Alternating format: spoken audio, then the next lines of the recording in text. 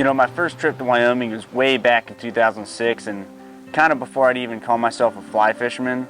But I ran into this old hippie dude, trout bum style guy who ended up telling me about what he called a creek out in the middle of nowhere. And you know, what I found out there literally changed my life forever.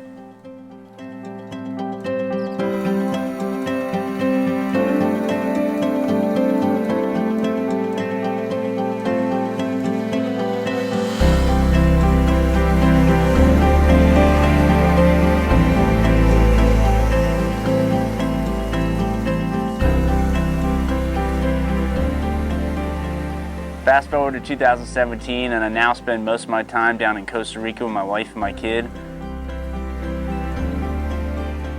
But believe it or not, after all these years, I still wasn't even close to shaking the thought of monster cutthroat. So I turned to the one dude that I knew would be down for anything, my good friend and fellow expat, Mark Evans.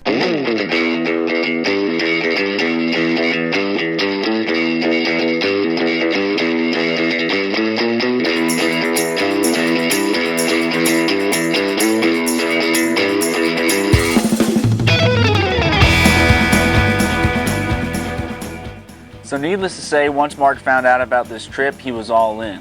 However, with 75 miles of gnarly trail, the real work was going to be finding some folks to go with us. That's where my man Aaron comes in. Supposed to come out here with another buddy of mine named Marcus, but some things came up with him in work and he wasn't able to make it, so I was stuck with, should I still come? Should I make the trip all the way down from South Texas and meet two strangers that I don't know? And you know what, I said, screw it.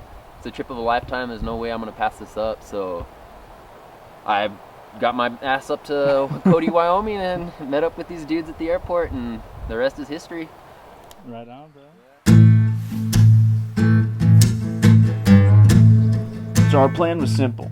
We were going to spend the first few days on a 16-mile overnight trip that would allow us to stretch our legs and nail a few fish before hitting the high alpine lakes we had set our sights on. It was in these high alpine lakes that would be our best chance at landing the trophy cutthroat trout we came all this way for.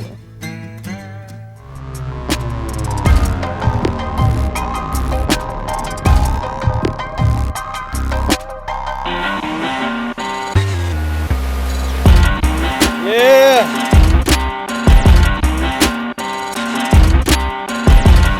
There he is! Get him! Oh! Yeah!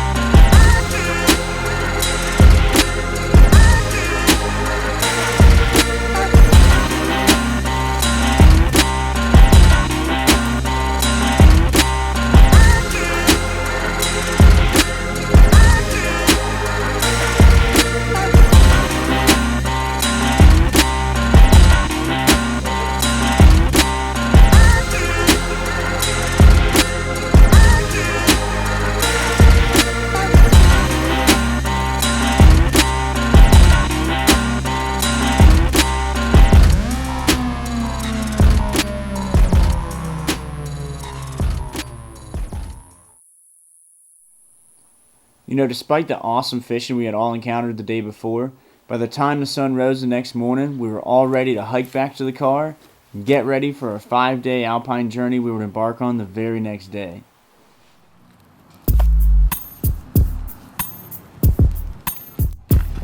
Yo, Aaron, what do you think, bro? You ready? I hope so. I think so, brother.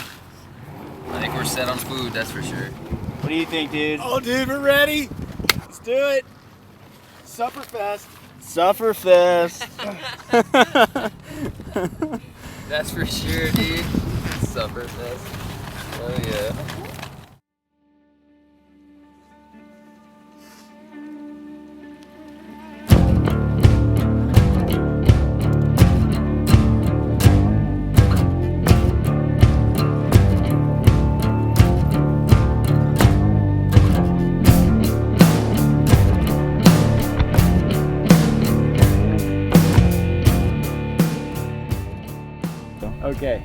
So I got this really nice Tenkara rod from Patagonia. Basically, reminds me of being about 8 years old with a cane pole in Apalachicola, Florida, fishing for largemouth bass on a cane pole.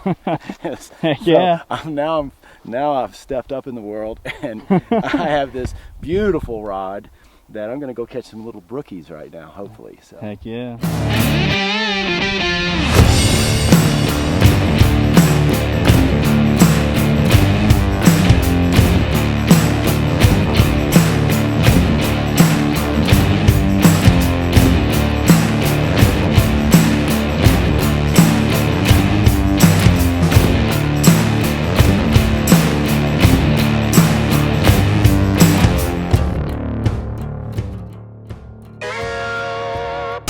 Taking a little break after hiking about, I don't know, maybe 11 miles in today. We're hoping to get another 8 or so and get up to some good fishing spots. So we can't tell people what kind of fish. No, dude, yeah. Sorry, it's a secret. It's a secret. This guy is not telling us. We're out here in the high mountains. Somewhere. We're coming probably close to 12,000 feet, looking for tailing reds.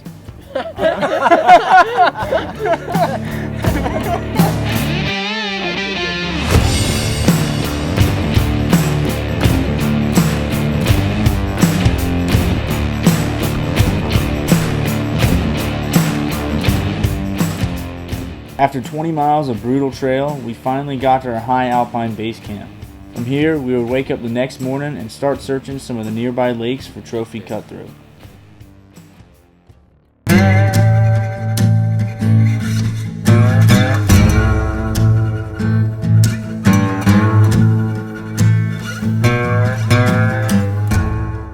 I was climbing over this like rock face cliff thing, and I look down in the water and I just see a bunch of the cutties just coming up and sipping stuff off the top. So I climbed down there and just was sight casting them. They just cruise by and just come up real slow and just open their mouth, and that's when you just set the hook, and it was on. It was pretty badass.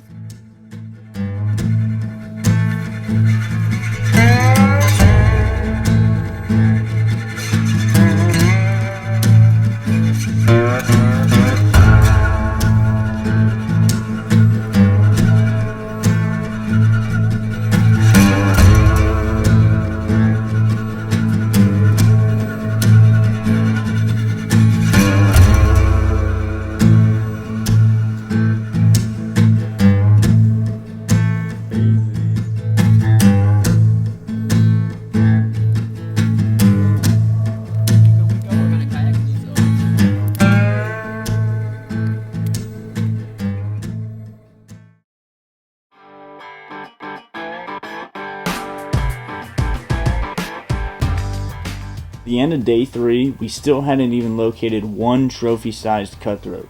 In an effort to not lose hope, we decided to make our way to an unmarked lake in the far corners of our map. Here we hoped to find the giant fish we were after. With no trails leading to this lake, getting there would be anything but easy. Got all our stuff together, started to make our way up this peak, and I mean, it was brutal. It was a brutal hike, but once you get over the crest of it and you see that lake, it's just, I don't know, it's hard to explain. It's just amazing. So you get down there and you see schools of giant cutties, and finally when you get that one to just hammer it and you set that hook, it's just, I don't know, it's the best feeling in the world.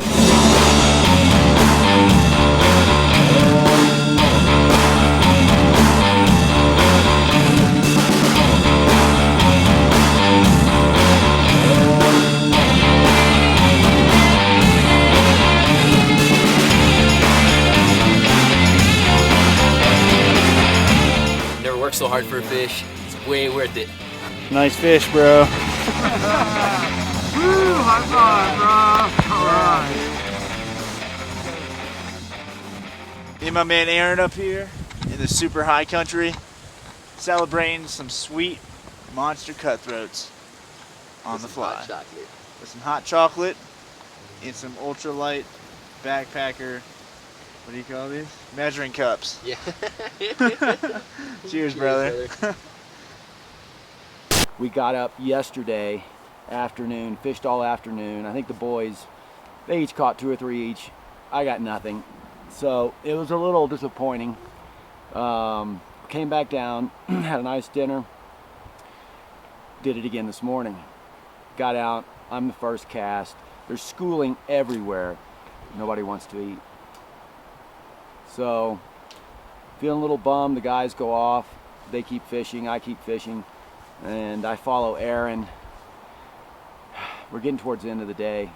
And I turn and I see a fish feed on top, and I cast to him, and boom! I got him.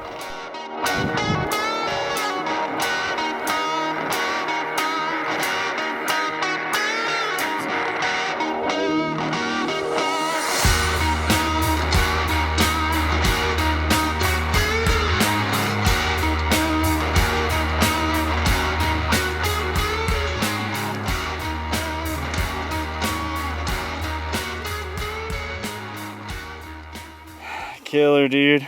How'd that feel? Good, bro. Thanks, man. Yeah, dude. Right So on. killer. I needed that. I know. We were all super stoked when Mark finally landed his trophy cutty, and we all knew full well just how blessed we were to find and catch the fish we had hiked all this way for. In addition to the killer buzz we were sharing at the time, some serious storms were rolling in, and the 22-mile hike back to the car was proven to be a little less than pleasant.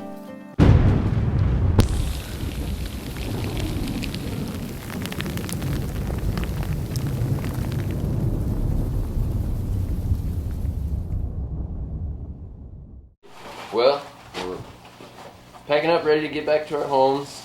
I was blessed with the opportunity to come on this amazing trip with 2 very, very cool dudes. I'm very blessed to have got to meet them, got to know them. We had an incredible time out there. Caught so many fish, it's unbelievable in God's country. And I look forward to hanging out with these 2 dudes again. And safe travels for all of us back home. They're going to a beautiful Costa Rica, and I got to go back to Texas, so. Texas is good. No, Texas is great. Don't get me wrong. Texas I is love big. Down in the valley, bro. it. Yeah, right on the border. That's right. Viva el Valle. All right, take care, guys.